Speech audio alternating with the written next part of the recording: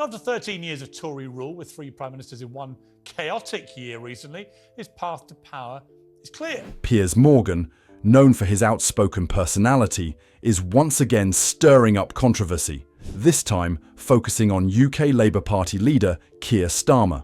Morgan, a seasoned journalist who's interviewed world leaders and high-profile figures, is frustrated with Starmer's avoidance of hard-hitting interviews, especially those that touch on sensitive issues. Piers sees this as problematic, especially for a leader aspiring to run the country. Let's explore Morgan's critique and what it might mean for Starmer's political future.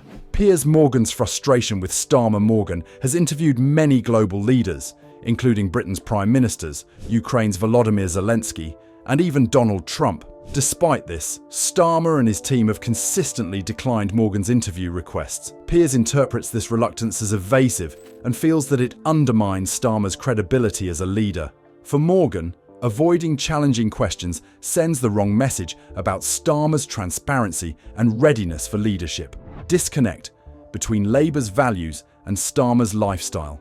The Labour Party has long advocated for the working class, promoting fairness, equality, and support for everyday citizens. However, Starmer's lifestyle appears to contradict these principles, according to Morgan. News emerged that Starmer has accepted costly gifts and luxurious perks, such as designer clothing and high-end accessories.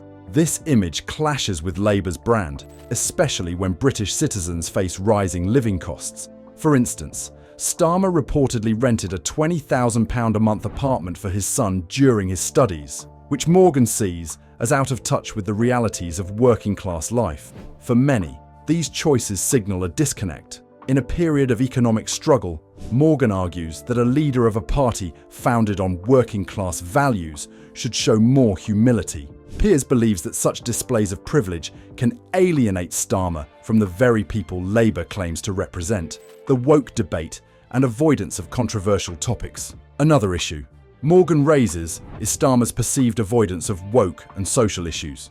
In a recent interview on LBC Radio, Starmer seemed unprepared when asked questions related to gender and cultural issues, responding awkwardly. We would take a different approach. We would firstly, and where's streeting the shadow? Morgan believes this discomfort reflects a lack of engagement with these modern social debates, which many citizens care about deeply. He argues that as a leader, Starmer should be able to handle these questions confidently and offer clear stances, especially on issues that are central to public discourse. According to Morgan, Starmer's unease around these topics suggests that he may lack a genuine connection with the cultural issues people are discussing. For Morgan, leadership requires facing both popular and challenging questions, something he feels Starmer hasn't demonstrated. Labour's tax policies and lack of clarity. Morgan also criticises Labour's position on taxes. Starmer has proposed tax hikes, which he claims would benefit public services and improve conditions for citizens. However, Morgan questions whether these changes would truly benefit ordinary citizens or if they are more performative than impactful. He accuses Starmer of using vague language to avoid specifying who would benefit from these policies. Piers believes this ambiguity makes it hard for the public to trust Labour's policies, particularly in times of financial strain. If Labour's policies aren't clearly communicated, Morgan argues, people may feel misled or unsure of where Starmer's loyalties truly lie. The impact of censorship and suppression of criticism. Another source of contention is Starmer's history, with high-profile cases that some see as attempts to suppress dissent. Under Starmer's leadership as Director of Public Prosecutions, the Crown Prosecution Service faced scrutiny for its handling of sensitive cases, including the decision not to prosecute controversial public figures, sparking questions about Starmer's decision-making. Additionally, Morgan and others have expressed concerns over censorship in the UK, with a rise in cases involving people being penalised for social media posts. Piers questions Starmer's stance on free speech, feeling that Labour's approach might stifle opposing voices rather than engaging with them. Starmer's image.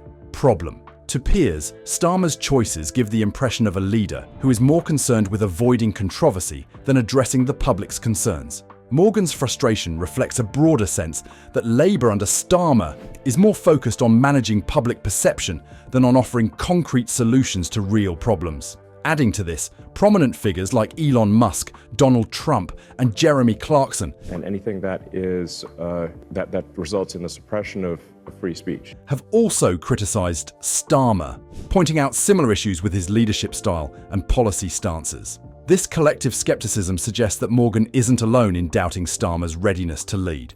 The larger implications. Piers Morgan's criticisms raise an important question.